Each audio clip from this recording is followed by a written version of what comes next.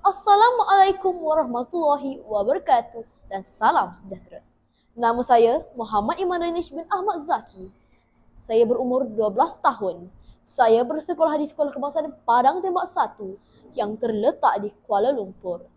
Kod sekolah saya ialah WBB 0073.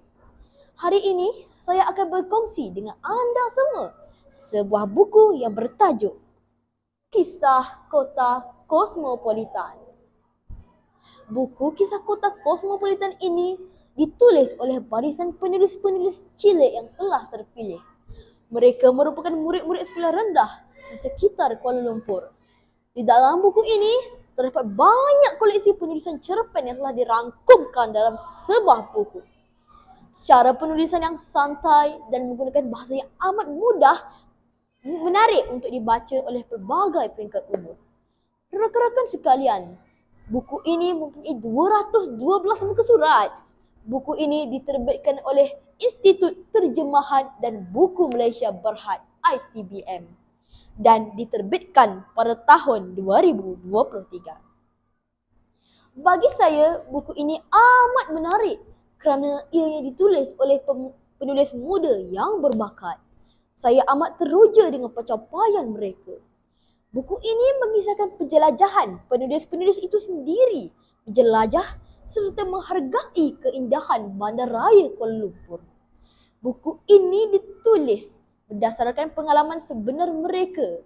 Selain itu, buku ini juga amat mencuit hati dan memberi inspirasi kepada saya untuk membuat eksplorasi terhadap negeri kelahiran saya. Sesiapa yang membaca buku ini, nescaya akan tersenyum ceria kerana buku ini banyak mengandungi kisah-kisah lucu murid sekolah rendah menerokai pengalaman baharu. Antologi cerpen Kisah Kota Kosmopolitan ini menghimpunkan 36 buah cerpen yang menonjolkan imej wilayah Persekutuan Kuala Lumpur seperti lokasi pelancongan, seni bina dan pelbagai lagi menggambarkan kerencaman wilayah Persekutuan Kuala Lumpur. Cerpen ini turut menyentuh isu masyarakat, kekeluargaan, pendidikan dan jati diri. Buku ini juga mengandungi banyak pengajaran yang boleh kita contohi.